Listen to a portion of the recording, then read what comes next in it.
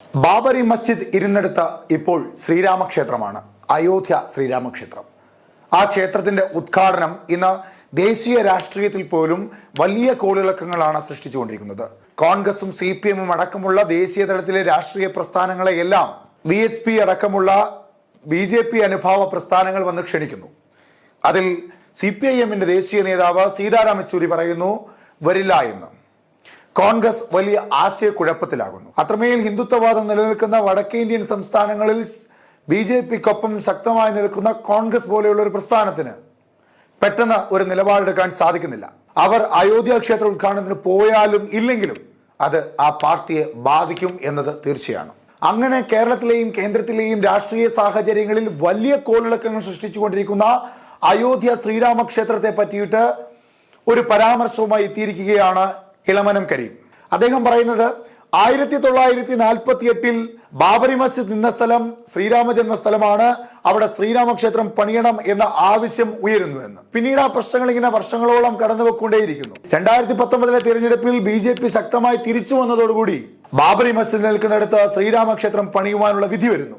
ആ വിധി പറഞ്ഞ ജസ്റ്റിസ് ഒരു മാസം കൂടി കഴിയുമ്പോഴേക്കും റിട്ടയർ ആകുന്നു. പിന്നീട് അദ്ദേഹത്തെ നമ്മൾ കാണുന്നത് രാജ്യസഭയിലേക്ക് നാമനിർദ്ദേശം ചെയ്ത MP ആയിട്ടാണ്. ഇങ്ങനെ ചില സന്ദർഭോചിതമായ ഉദാഹരണങ്ങൾ ഇളമനം കരീം പറയുന്നു.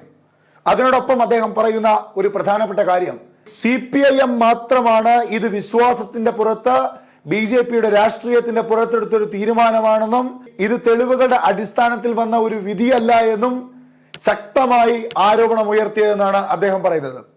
അദ്ദേഹത്തിന്റെ വാക്കുകളിലേക്ക് പോകാം.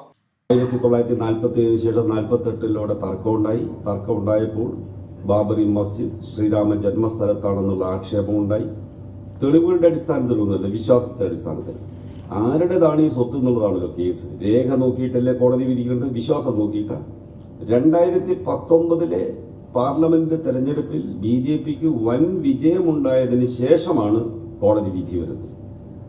രാഷ്ട്രീയ പശ്ചാത്തലം അതാണ്. വിധി കഴിഞ്ഞ് 1.5 മാസം കഴിയുമ്പോൾ ചീഫ് ജസ്റ്റിസ് റിട്ടയർ ചെയ്തു. അത് കഴിഞ്ഞ് 2 മാസം കഴിയുമ്പോൾ അദ്ദേഹത്തെ പാർലമെന്റിലേക്ക് നോമിനേറ്റ് ചെയ്തു. ഈ വിധി ന്യായത്തെക്കുറിച്ച് പരസ്യമായ ഒരു വിമർശനം ഉന്നയിച്ച ഇന്ത്യ രാജ്യത്തെ ഏക രാഷ്ട്രീയ പാർട്ടി CPIM മാത്രമാണ്.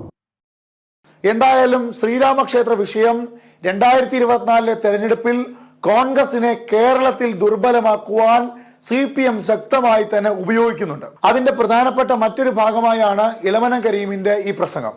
എന്തായാലും ഇത് വരാൻ പോകുന്ന ലോക്സഭാ തെരഞ്ഞെടുപ്പിൽ കോൺഗ്രസിന് തിരിച്ചടിയാകുമോ എന്ന് അറിയേണ്ടതായുണ്ട്.